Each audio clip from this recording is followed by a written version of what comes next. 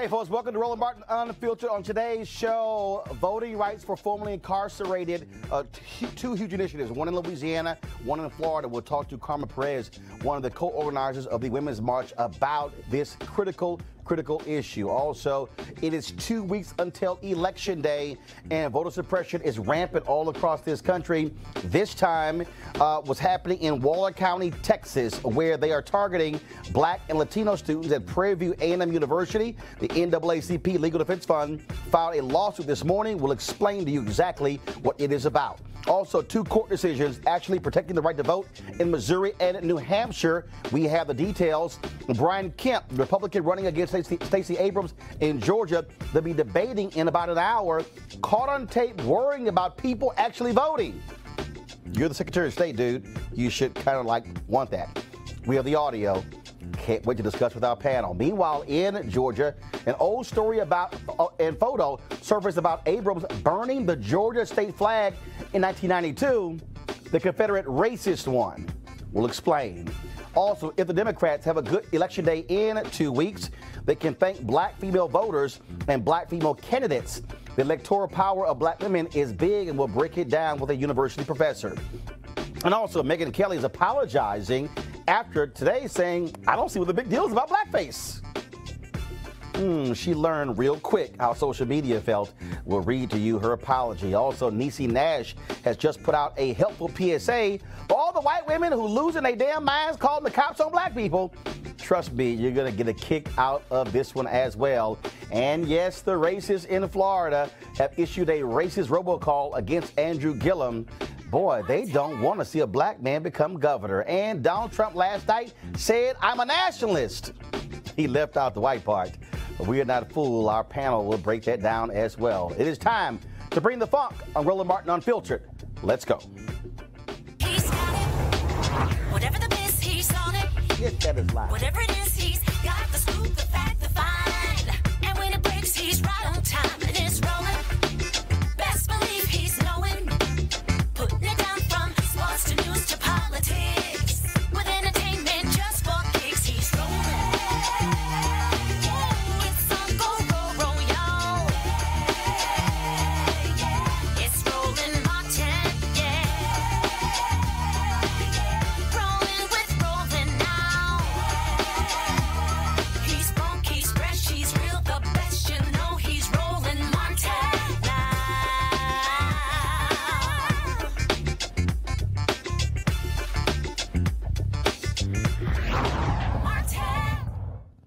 Election Day is 2 weeks away, and of course, there's an effort to get as many people voting as possible. But those who are formerly incarcerated, numbering some 6 million, will not be able to vote, not because they don't have the proper ID, but again, because they were in prison. They've been convicted of a crime, and even though they have served their time, they still are not allowed to vote. And the community this most impacts, African Americans. Black folks are 4 times more likely to lose their voting rights than any other race. We're talking about restoring voting rights to returning citizens. There are a couple of initiatives happening, one in Louisiana and one in Florida. Well, this is critically important. That could be a game changer in future elections. Joining us right now is Carmen Perez, Executive Director for the Gathering for Justice, also co-organizer of the Women's March. Carmen, this is one of those issues that, again, people say, oh, this isn't right, it isn't fair, but the reality is both political parties, Republicans and Democrats, have 2 separate views on this issue.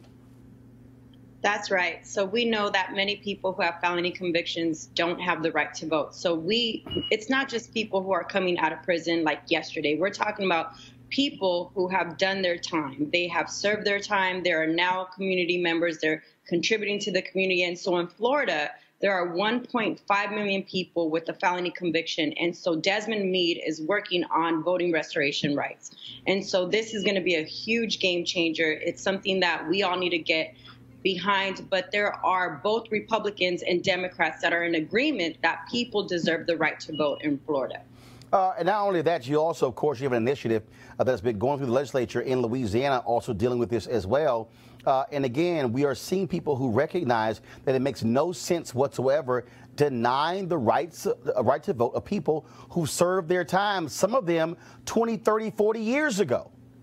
That's right.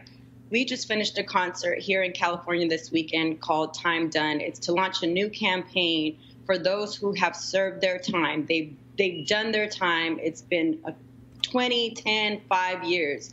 And so we believe that it's important. Though there are 70 million people with felony convictions, and there are 40,000 barriers, legal barriers for those folks who cannot get a job, housing restrictions, voting restrictions. To what you're saying, it's so important for people to understand that this affects so many people, not only those that have served their time or who have never done time inside prison, because people have felony convictions without serving time, but also their families. My husband is somebody who has served their time.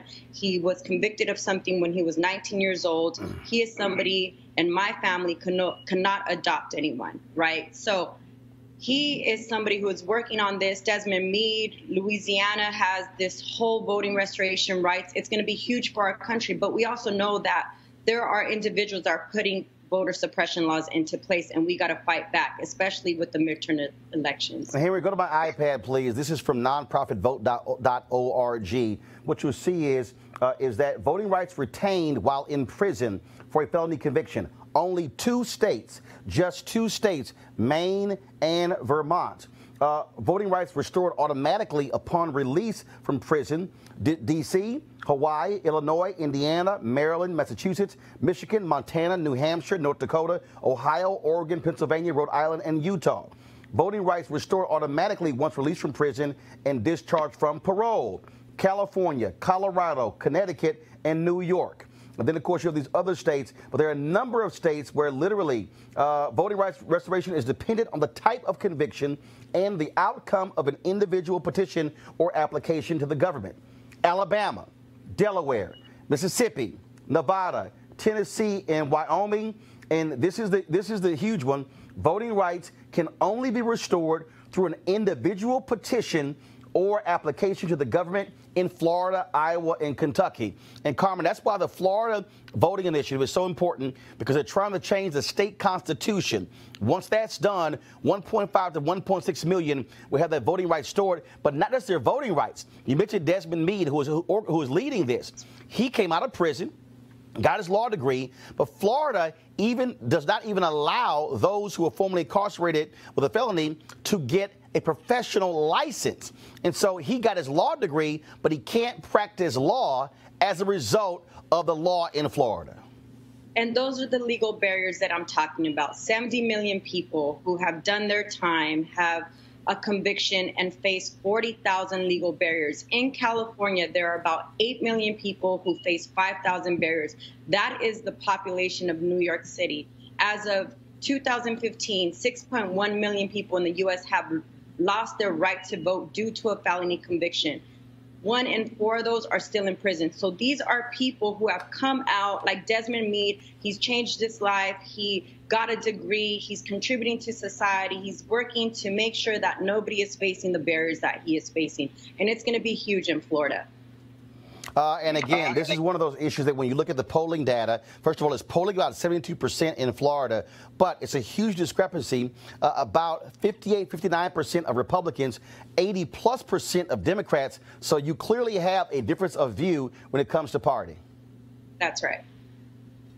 Well, look, I think it's going to be a huge, huge thing that if they're able to get this passed in Florida. And here's the key, folks. It must pass by at least 60% in Florida. It can't be simple majority. If it gets 60% or more, it passes, it changes the state constitution, and then they'll have the right to vote. That's going to be a major, major victory, and it could change elections in Florida when it comes to the legislature, but also congressional races, senatorial races, and gubernatorial races. It could have a huge impact on the 2020 election. And so trust me, if a Donald Trump goes to Florida talking Mr. Law and Order, this could very well sink his chances of winning Florida in 2020.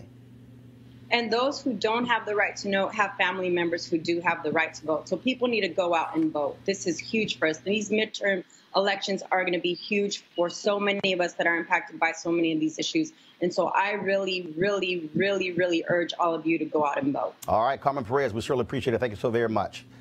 Thank you. All right, I want to go to our panel right now. Nick Rathod, Vice President of Asian Americans, Pacific Islanders, Progressive Action. How you doing? Good. Lauren Victoria Burke, writer for the National Newspaper Publishers Association, and also Malik Abdul, National Communications Director for the Black Conservative Federation. Folks, when you look at what's happening, of course, in Louisiana when that bill was passed affecting some 2,000 people.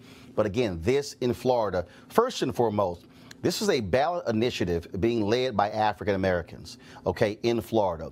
Again, 1.5 to 1.6.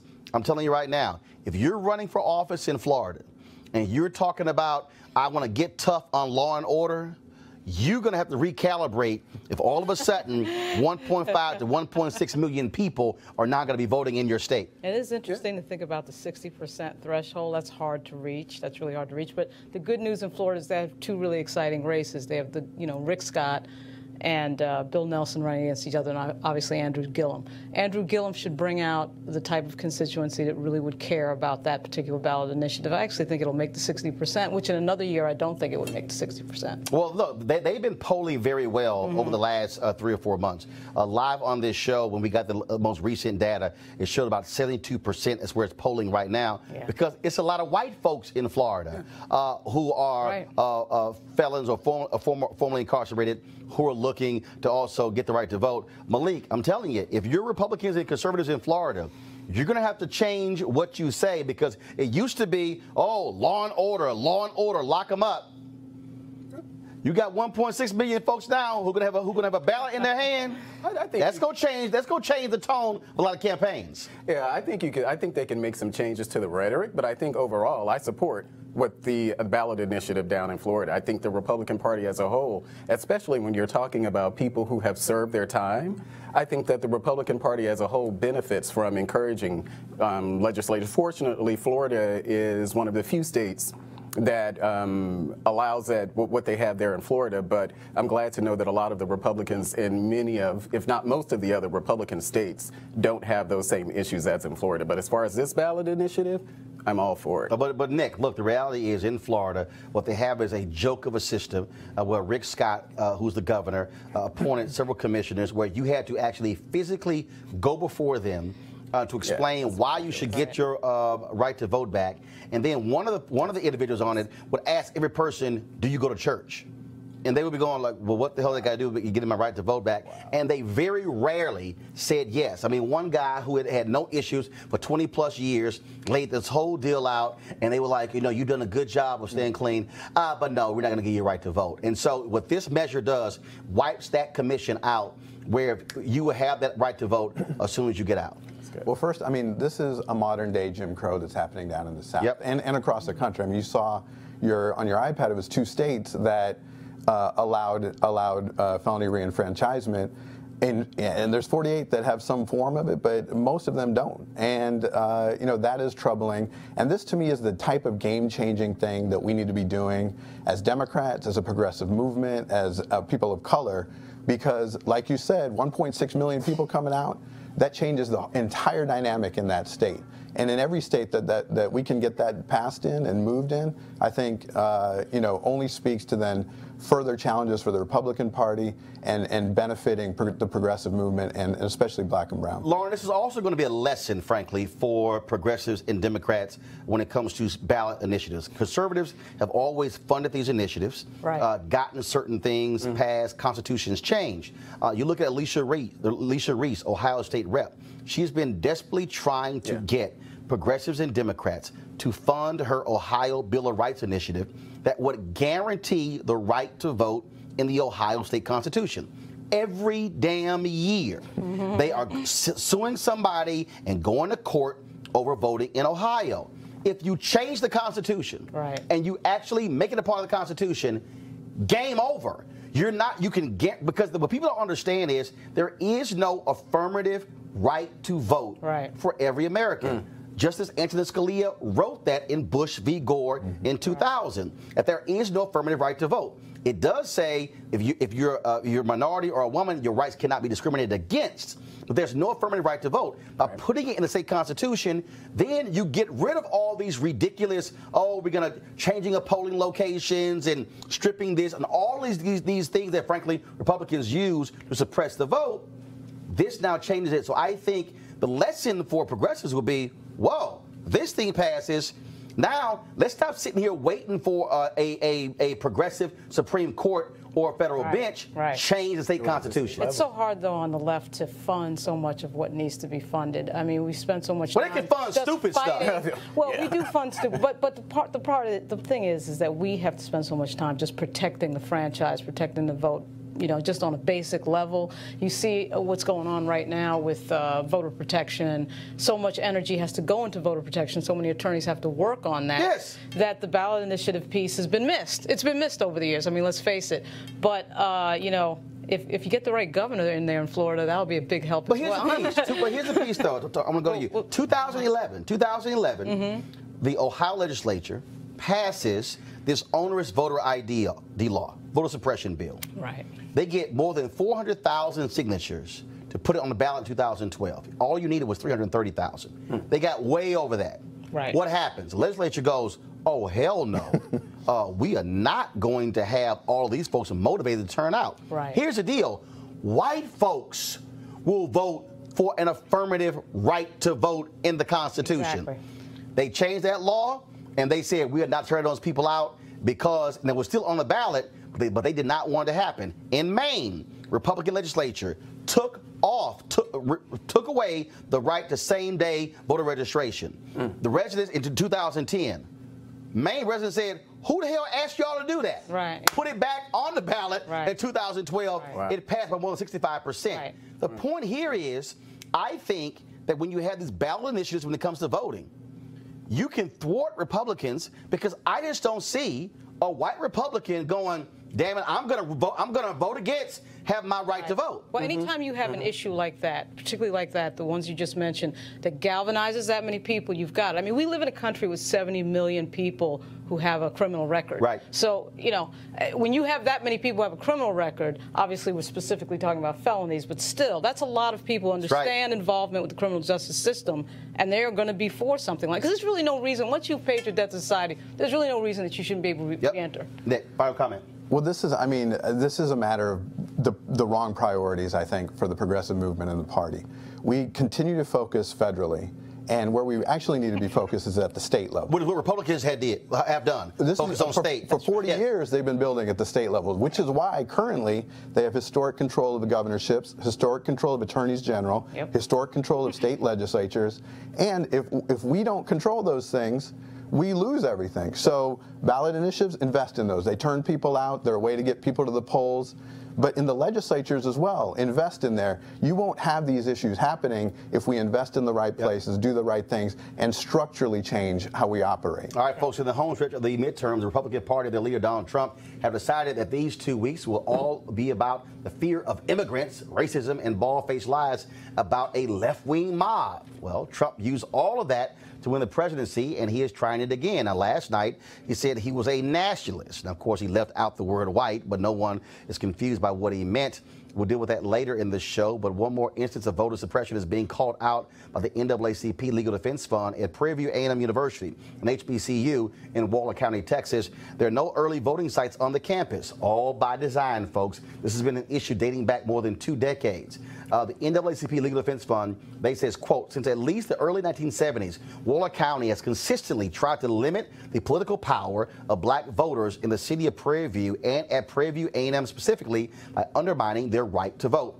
In keeping with this troubling pattern, Waller County officials have refused to come close to providing the same number of early voting opportunities as they have to non-black and non-student voters before next month's election. LDF is hopeful that the court will order Waller County to fulfill its obligation to protect every voter's rights under the Voting Rights Act and the U.S. Constitution. Also, we'll be watching this case as we're looking at 2 more in Georgia.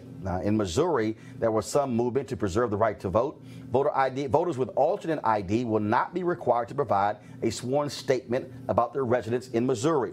Voting rights advocates said the sworn statement requirement had a chilling effect on voters. In New Hampshire, in a major victory for student voting rights, a state court struck down a restrictive voter registration law aimed at college students. To back to our panel, bottom line is this here. You about to Prairie View A&M Waller County.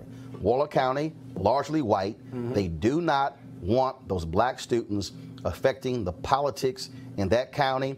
It is nonsensical to not put an early voting location on that campus, but it's the exact same thing we saw in 2016, where you had a county clerk in Wisconsin who said she removed an early voting site from a college campus, she said, because too many of these young students are voting Democrat. So she moved it to some way out place in Wisconsin with a very small parking lot off of that college campus. Malik, these are the type of activities that Republicans use to shrink the electorate. I don't agree with that, just like I don't agree with the opposition to the ballot initiative in Florida. You don't agree with what I said or what they're doing? Yeah, I don't agree with what they're doing. I don't agree with voter suppression efforts just as a whole. I think that we should, whether it's restoring rights to former incarcerated individuals or anything like what we're talking about, students being able to vote at a college. I don't agree with any of those efforts. You know, there are things that happen where you have these ballot initiatives. I'm fully supportive of them. We just had a ballot initiative here in D.C. I think it was referendum 777, where the voters here in D.C. voted for this initiative. I think it was a tip wage initiative or something like that. And just recently, just like that, the city council overruled it. So I generally disagree with any of those type of efforts to deny or overrule the will of the voter. But bottom line is, Dick, this is what the Republican Party does. State after state after state after state. So we need to change the dynamic again, back to what I was saying. We need to have the right people in power in those places, which is why it's important to vote. But secondly, we need to defend the right to vote as Democrats in the same way that the Republicans defend the right to bear arms in the Second Amendment. There should be no questions. We should be screaming from the rafters that this stuff is happening in Georgia and Florida and Texas. That it is unconscionable to me that in the greatest democracy on earth that these shenanigans are happening and we sit back and allow it.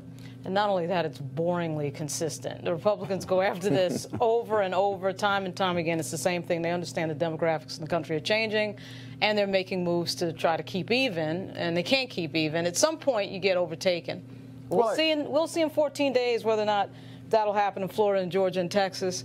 I doubt it'll happen in Texas because there's so many complications with regard to certain constituencies that are, you know, made like this, making it more hard for them to vote. But Georgia and Florida, we may see a realignment for Team Blue. We'll see.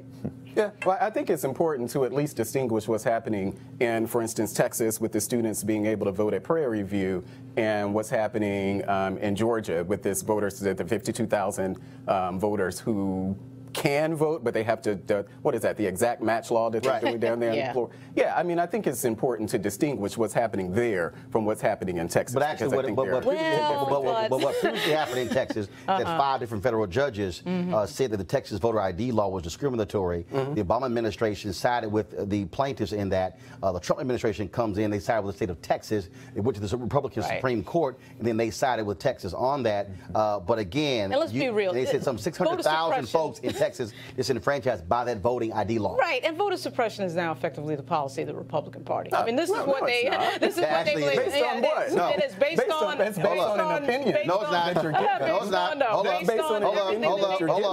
Hold up. Malik.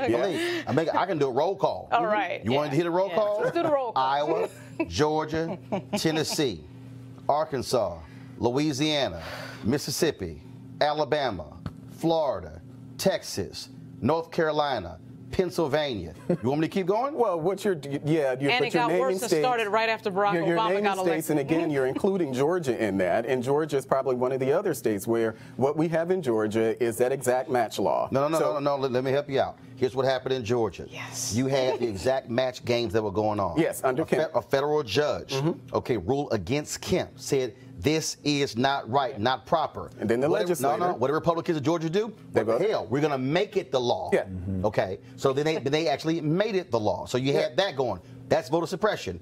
In Tennessee, same thing. Black Voter Project turns in some 36,000 registrations. They say, a number of these are invalid. Won't tell them what makes them invalid. They're just saying they're invalid. But that's not what happened in Georgia. Wait a minute, hold up. In Missouri, the Secretary of State in Missouri, Republican, releases a video as saying, you got to have this ID to vote. A federal judge goes, no, you don't, smacks him down. Kansas, Chris Kobach, Kobach pulled all of his games and tried it on a national level. It got thrown out. 2012, the leading Republican in Pennsylvania says Mitt Romney is going to win Pennsylvania because of voter ID. In Alabama, Republicans shutting down driver's license offices in that particular place. Florida, I've already laid the whole thing out. I can go Arkansas, Texas, Republican, Governor Greg Abbott, 5 different federal judges there. Do you need any more examples? No, but I still don't think that. I ain't done yet. North Carolina, where the Republicans in North Carolina, where the federal judge said they had a laser-like targeting of black voters. They shut down early voting locations. Yeah, I remember that. They ended voting on Sunday. I remember. I just gave you a dozen states led by Republicans where they have enacted voter suppression. I have not heard Roland McDaniel, the GOP chairwoman, say a word. I have not heard Donald Trump, president, Republican, say a word. I have not heard Speaker of the House Paul Ryan, Republican, say a word. I have not heard Mitch McConnell, Senate Majority Leader, say a word. I have not heard black Republicans as a group, other than Colin Powell, stand up and call out voter suppression.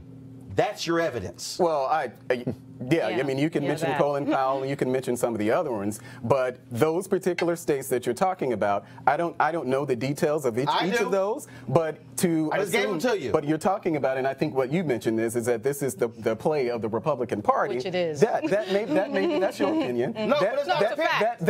Well, that's just your opinion. Malik, I just gave Yes, you gave me instances. You gave me instances in America. Yeah. I just gave you at least 12. I can go find you. But that's not. Why but is you it say hard that. to admit? Why is it hard to admit? Because it's not. Because I don't believe it's true. Name a Democrat who believes in voter suppression.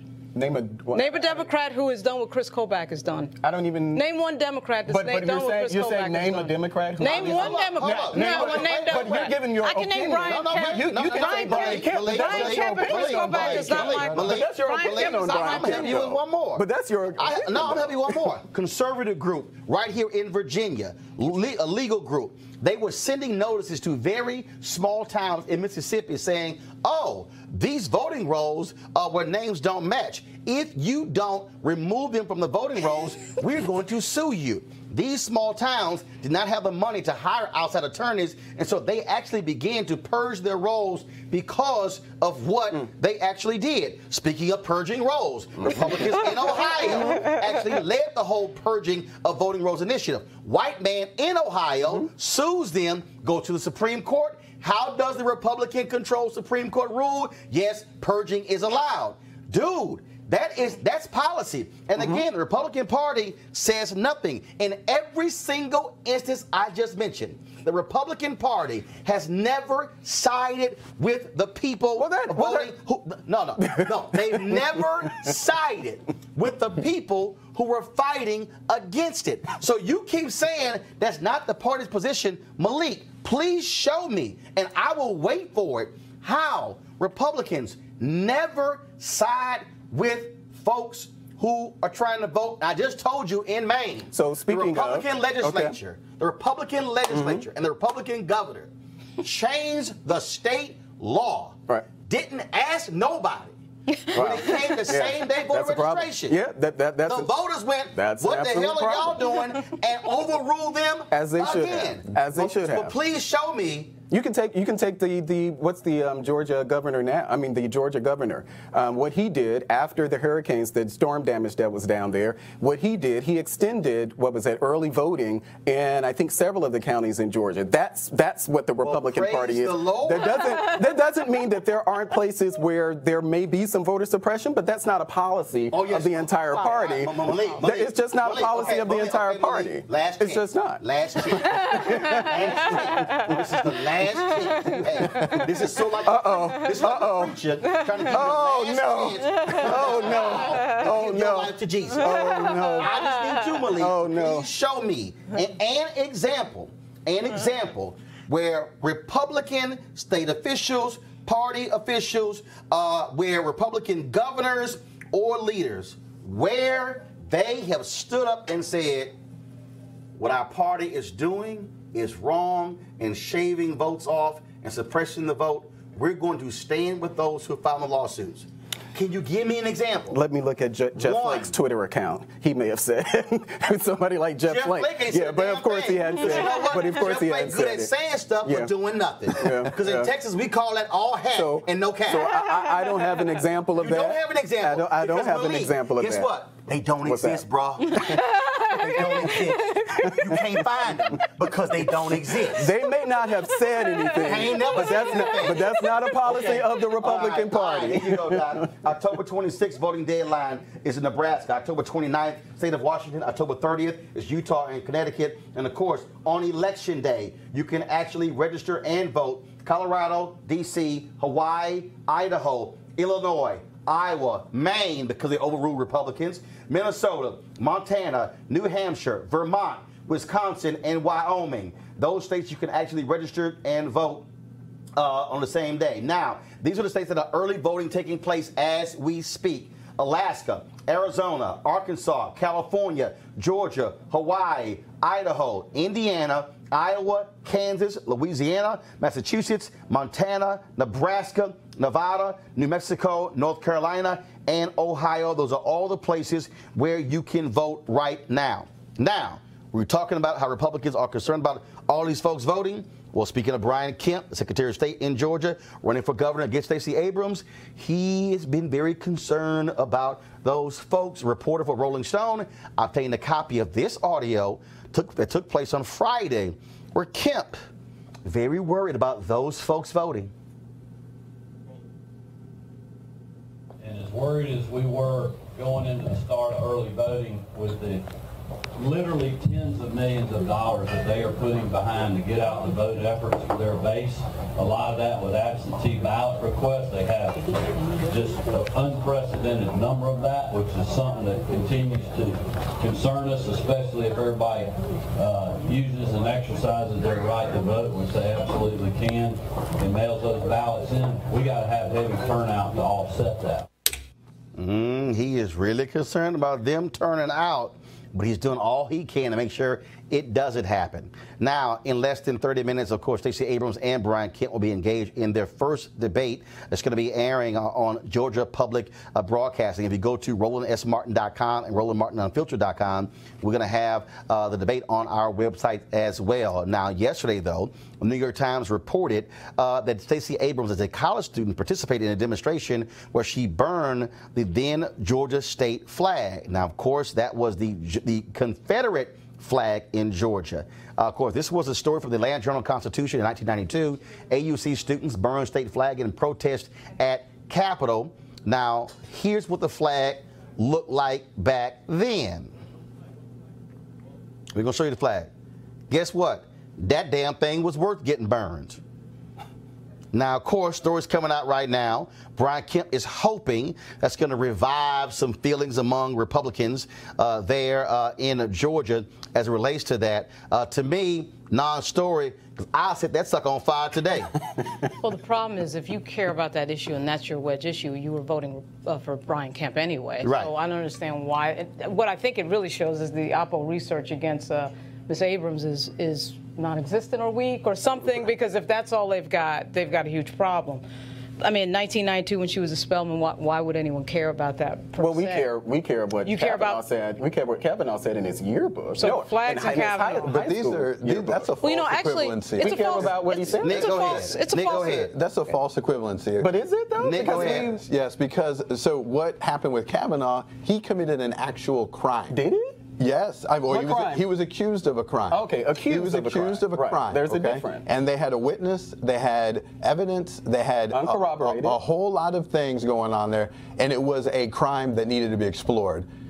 Her right to protest is protected by the First Amendment. Mm-hmm. That is not a crime. And to Roland's point, the Confederate flag, I would be participating right now in burning that thing. And I think a lot of people, the actual issue here is that this is just a distraction to what Brian Kemp is actually doing down there, suppressing votes and suppressing black people from coming out and trying to, again, dog whistle to get white people to come out and vote. Well, personally, I don't have a problem with her protest. I don't agree with it. It's not something I would have done. I wouldn't have burned the flag in the same way I don't kneel for the anthem. But you got a problem with, but do you have a problem with that Confederate flag? Well, I'm from Mississippi, so our state flag actually has the Confederate You got a symbol problem with that in flag? our sack. No, I don't. You don't have a problem with the Confederate emblem being in Mississippi? I grew up in Mississippi all of my life, and none of my friends, none of my family, none of any of the black people I know from Mississippi protested our state's flag. No, that's not what I asked you.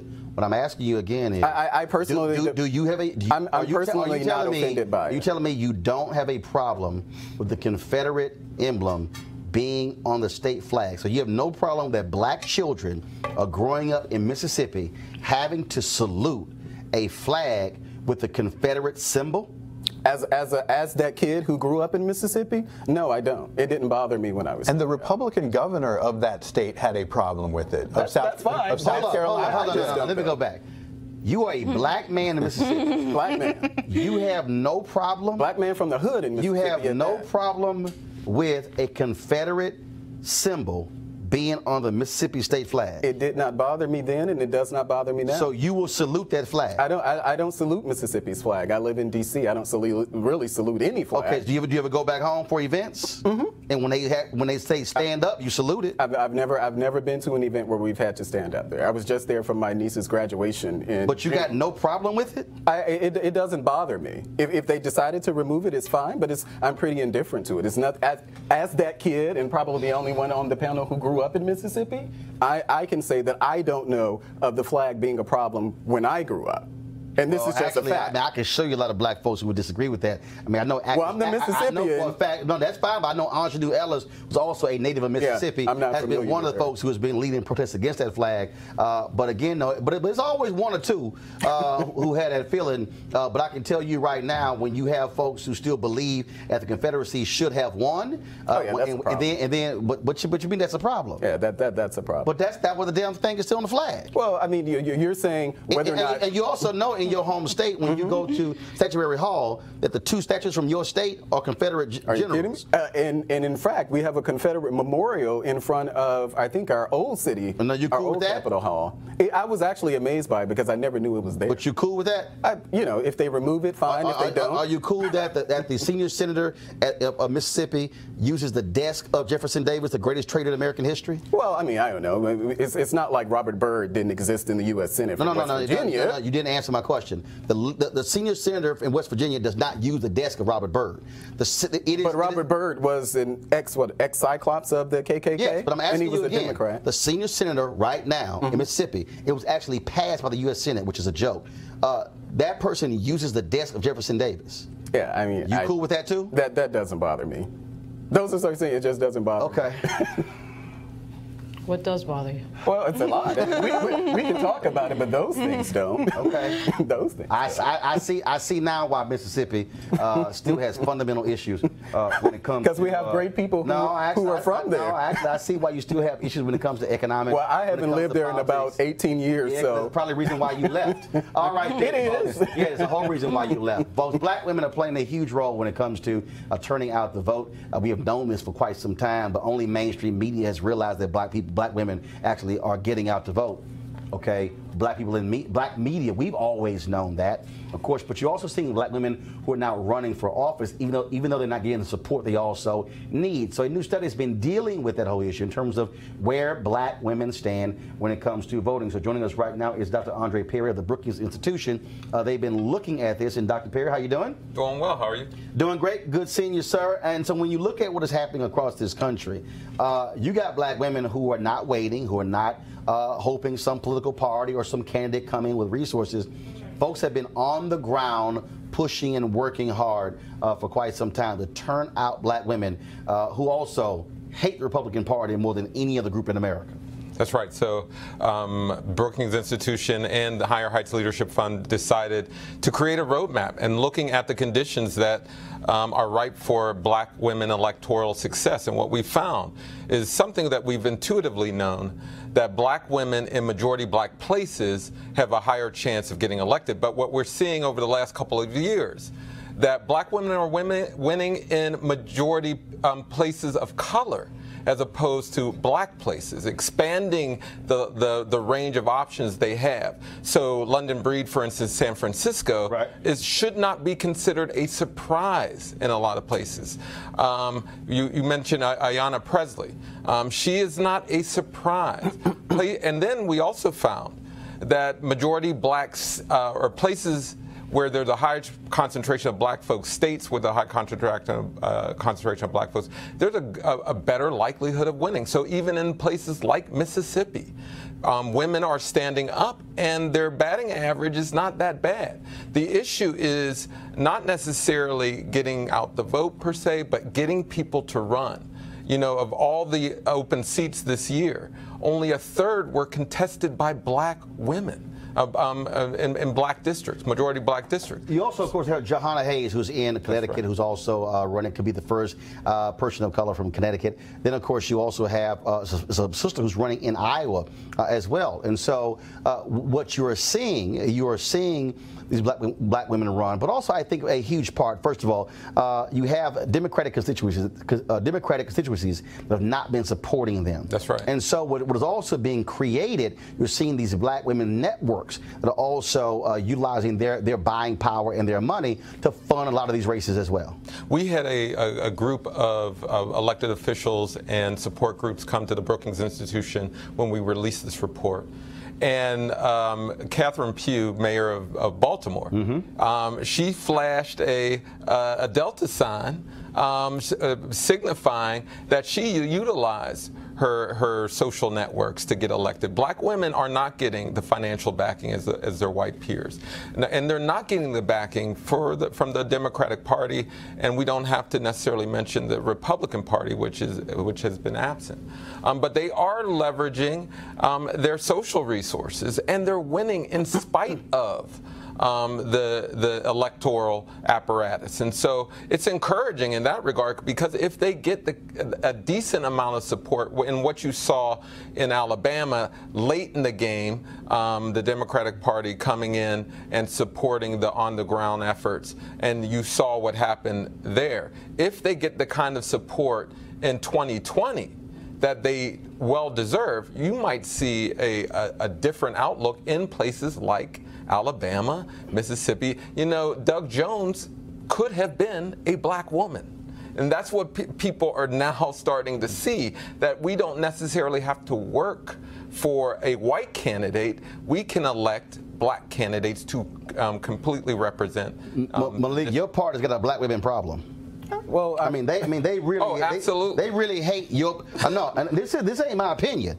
I'm sitting in a meeting with Reince Priebus and top officials there, and a black Republican woman who was sitting there. She said, "Black women hate us more than anybody else. There's no other group in America that hates the Republican Party more than a black woman."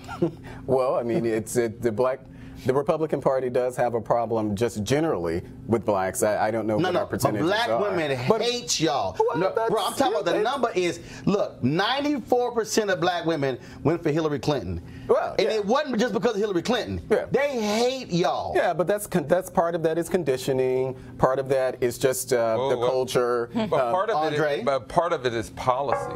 I agree. Part of that is policy. A lot of it is policy. Why wouldn't some of it probably 90% of it is policy. I would probably say about black women 60. are clearly powerful, but they're not protected. You know, at the same time they created the mantra Black Lives Matter, black women have the highest maternal mortality rate in the industrialized world because of largely Republican-backed economic policy, healthcare policy, education. I mean, and so all of these things, if it's not a stretch, when you're not supporting a minimum wage, I mean, New York Times has released a sobering report about the number of children who are homeless going to school, and it's largely because of housing policies and income policies. But Republican policies, because Trump has only been in office for what? 2 years now. I wasn't never Speaking blame of Trump, But I'm just saying, but prior to him, Obama was in office. That whole thing of calling Maxine Waters low IQ, that kind of plays badly with black women, don't you think? I mean, that's kind of a problem, right? Like, that don't help. I mean, then, of course, when you have the Chief of Staff, John Kelly, come out and lie on Congresswoman Frederica Wilson. Street artist. Straight up lie. Don't even offer her an apology.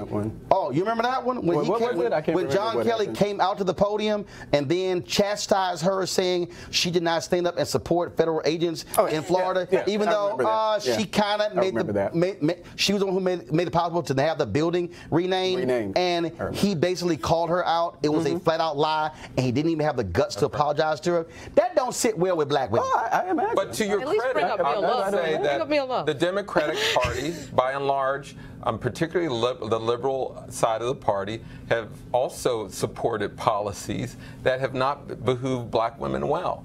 And at some point, and this is why black women are starting to run, because they're starting to say, hey, neither party is representing me. And so I have to run. And that's why you're also seeing a number of PACs that are starting to emerge. And so the Democratic apparatus is not sufficient for black women. And so, yes, it's not just Republican policies, but clearly they have not supported the things that black folk have represented, from welfare reform, the prison industrial complex, to a number of issues that went against black women's interests. Yeah, but I don't believe that constitutes the 90+% that we generally vote. I mean, actually, it does. I think what are we now, like the largest political voting bloc in history? Count that to conditioning? No. But no, I said part of that. Part of it, yeah. I said part of that. I said part of it is conditioning. No. But also, here's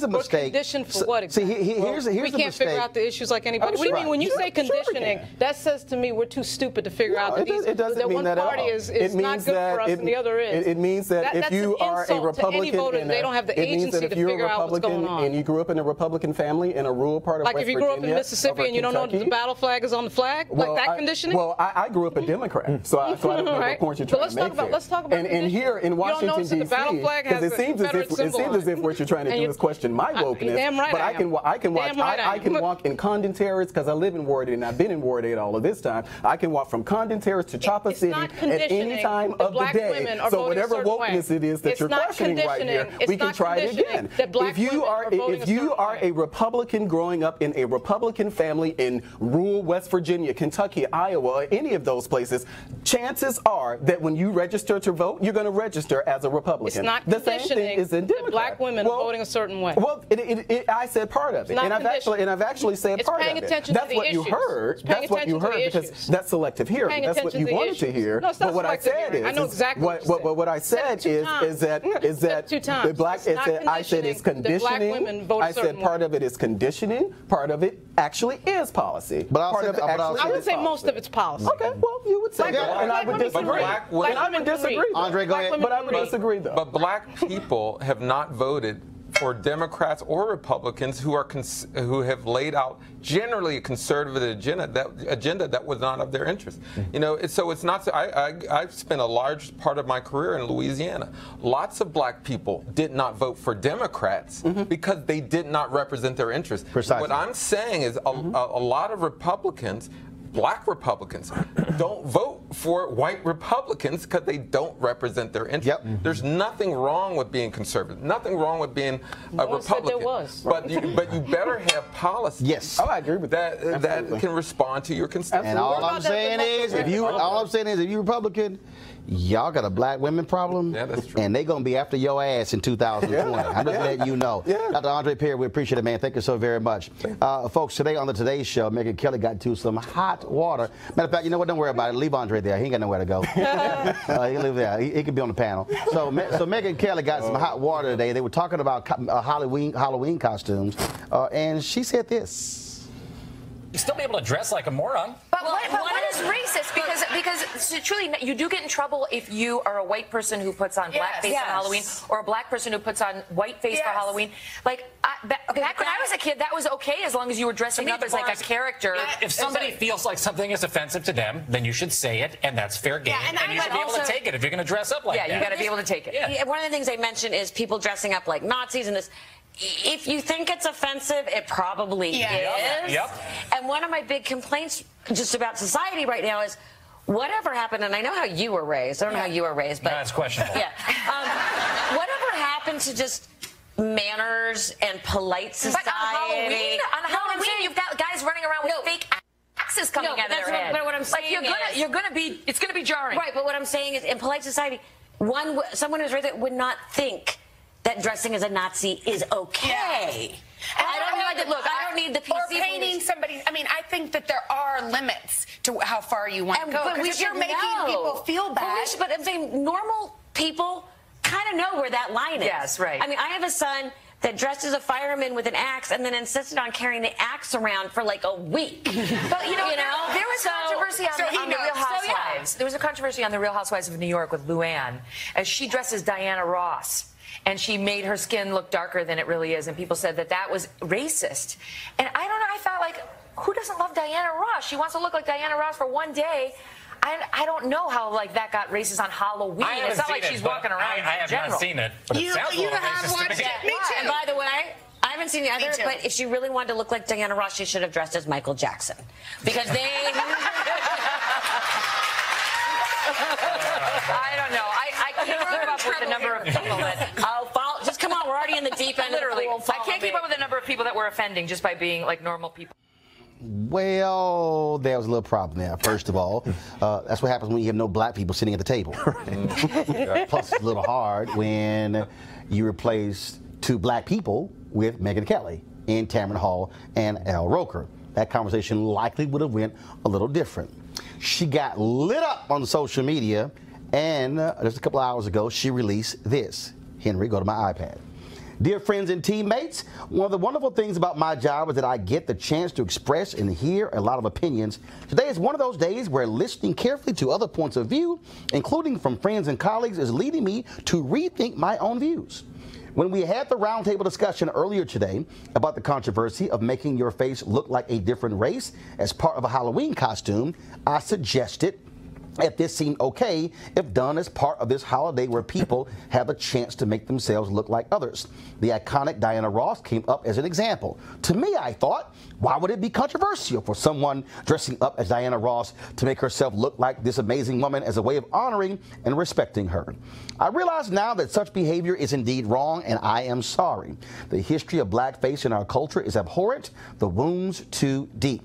I've never been a PC kind of person, but I understand that we do need to be more sensitive in this day and age, particularly on race and ethnicity issues, which, far from being healed, have been exacerbated in our politics over the past year. This is a time for more understanding, love, sensitivity, and honor, and I want to be part of that. I look forward to continuing that discussion. I'm honored to work with all of you every day. Love, MK. And also, while we were sitting here, of course, a little bit earlier, I got a phone call and text message from one of the producers of the show, so I'll be chatting with him after this show. But the thing is here. How do you, like, what? Like, where have you been? Like, what? Like, where have you been? Where all have you been? How do you not know? Well, I don't know how every Halloween there's all these, people are in blackface. White people just decide they think that they're doing. You don't need to be Diana Ross. Just be Celine Dion. You don't need to be dressed in blackface. Without wearing black. Right, exactly. You can be Diana Ross without it's ridiculous. Look, you have to change your skin color. Black men dress up like Santa Claus, and we ain't put no damn white makeup on our face. Exactly. But Megyn Kelly needs to know her history too. I mean, so first of all, she has her own history of racism.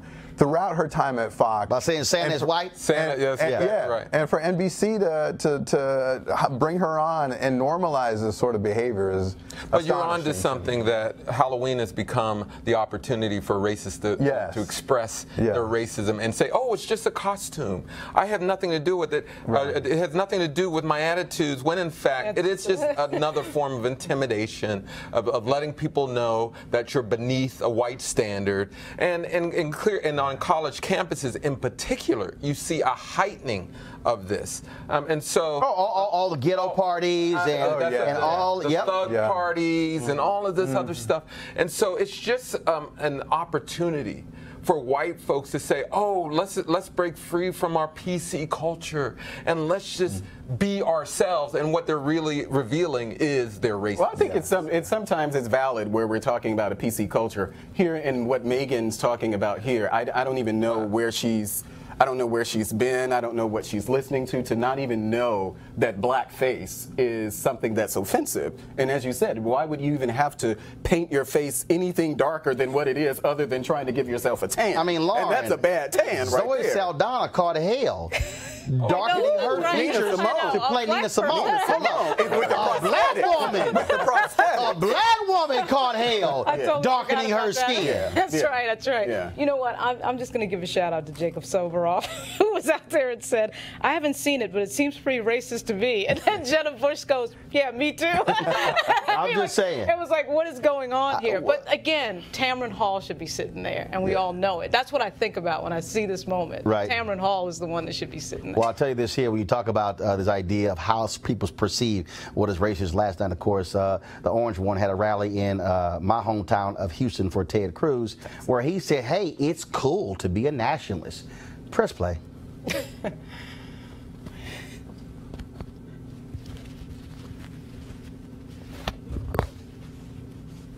You know, they have a word.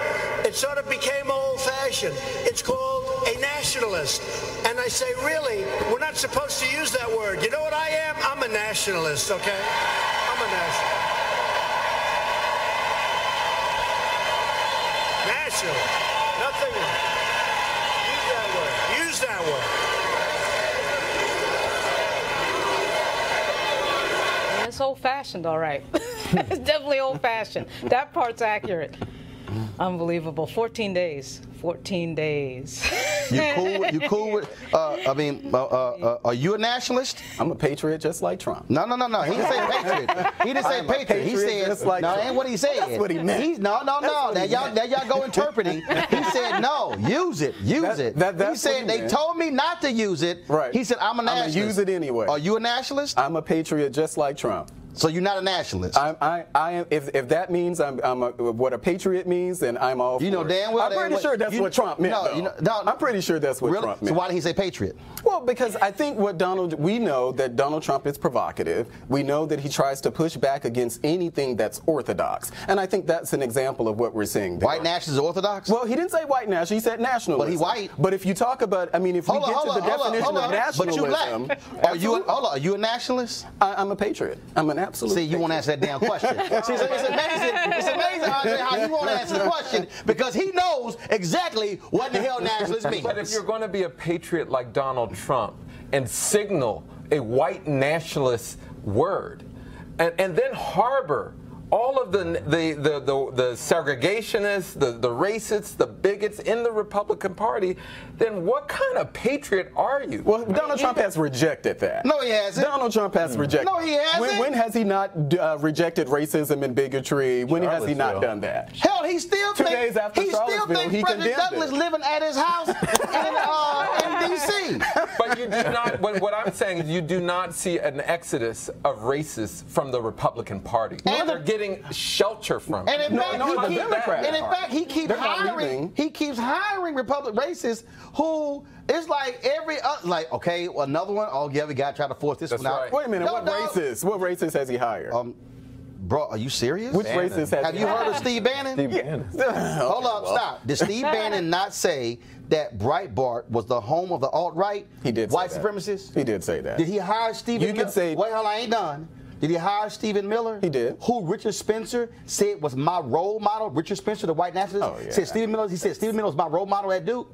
Did they not fire a speechwriter for Donald Trump who sat next to a white nationalist at a conference? Did they not have to fire somebody in HUD who had racist writings? Well, did they not have to? They may have. Do you need me to keep going? They may have. These type of things happen in every administration. All right, Nick, go ahead. Go ahead. Look, I'm going to roll call on your ass today. Between voter suppression and the Trump administration. We've seen incidents that maybe. It ain't going well for you today with roll call.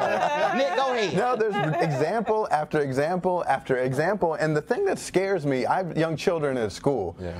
Donald Trump is being used as a racial, to call people names. You know, they hide, white people, white racists hide behind the MAGA hats. They say Donald Trump, you know, as a form of saying white power in place of things like white power. And he sort of doesn't, he doesn't do anything to disavow it. In fact, he's doubling down on it. Everyone knows what he's talking about there. And then the chants then that follow and people cheering USA, right. USA are just, it is, you know it when you see it, you know. Just like the Republican congressman who stood on the floor of the United States the United States House to tell Maxine Waters that can we just stop focusing on discrimination and be one country when the Republicans were voting to actually overturn an Obama law that hit folks who were discriminating against black people in the buying of cars. Republicans actually passed that, getting rid of provisions to stop discrimination because they say we one country. And she said, I won't yield my time. But speaking of also, again, Republicans being aided by racism, this robocall went out across Florida against Andrew Gillum. Well, hello there. I is the Negro Andrew Gillum, and I'll be asking you to make me governor of this here state of Florida. My esteemed opponent, who doesn't call me monkey, is doing a lot of hollering about how expensive my plans for health care be. But he be thinking of the white man's medicine, which is very expensive because it uses science and whatnot. But the medicine of my African race be very affordable. For instance, putting the chicken feet under your pillow during the full moon don't cost hardly nothing at all. So I promise that you make me Andrew Gillum, the governor, every people that be ailing will get all. That's the second racist robocall that white racists have unleashed against Andrew Gillum in Florida in support of Ron DeSantis, his opponent. That's unacceptable. It's unacceptable. It's the best black GOTV you could ever have. Watch the results in 14 days. But they're leaning on it. Keep running on it. But go ahead. They are leaning on this approach to win because you can win by defaming black people. Well, and that is a harsh reality. That's why you're seeing so much talk about the new caravan and pitting Americans against Latino brethren.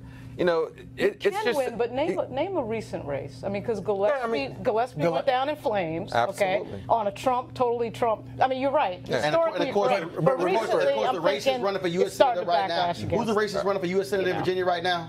Corey Stewart. Corey Stewart. And he's going to go down in flames. But remember the ad that was actually run against, I think it was the Latino PAC or something, the ad that was run against, was it Gillespie? Right. Or was it the one with the guy was running around talking about he was going to round up? And the Democrats pulled the ad. That was something that the Democrats actually did. So I think well, you see, the MS-13 ads that Mr. Gillespie ran against Ralph Northam were a hell of a lot rougher than that ad. About the MS-13 ads, a hell of a lot rougher than one ad after ad after ad. You don't know anything about that. But I do know the ads that I'm talking about. So wait now. But we also know this. The point was that was a race-baiting race, we also know this. And the race-baiter lost. The most racist campaigning in America right now is Duncan Hunter in California. Oh, yeah. What he has been literally calling his Democratic opponent, who's a Muslim, you vote for him, you are electing a terrorist. Yeah. He is, and guess what? And your party has not disavowed Duncan Hunter. I can't speak for my party on that one. Well, it is the most racist campaign. No, he has been literally out of his mouth. Not racist unleashing a robocall. No, this has been coming out of Duncan Hunter's mouth. Duncan Hunter, the same one, of course, who got indicted. Him and his wife. And it should be Nick, final comment before I gotta go. I mean, you know, it's just, to your point, I'm actually speechless. Yeah. It is unbelievable. I mean, throughout this entire hour, I mean, it's just example after example after example of the pattern and practice by the Republican Party to both suppress voters and to race bait. And that, to me, is what they think is a winning strategy. Let's see what happens in And what does it tell you? If racists are that comfortable in one party, there must be something attractive. I'm just saying. Folks, be sure to support Roland Martin Unfiltered by going to RolandMartinUnfiltered.com to join our Bring the Funk fan club. Your donations make this possible. We're trying to get 20,000 of our followers to contribute at least $50 for the whole year to help fund what we are doing. Tomorrow, right here on the show, we will be back. We'll talk about a former CIA whistleblower, of course, who's been calling out wrongdoing. Of course, he's heading to prison on some other stuff, but he was putting on blast wrongdoing taking place. And of course, Niecy Nash got something to say to all these white women who keep calling the cops on black people. Y'all got to see this video as well. So look forward to having that. Plus, we will have video from the Stacey Abrams Brian Kemp debate happening right now in Georgia. If you go to RolandSMartin.com and RolandMartinUnfiltered.com, we'll actually have that debate on our websites as well. Thanking our panel. I certainly appreciate it. Thank you so very much. And folks, thanks to all of you for watching. I'll see you tomorrow. Hi!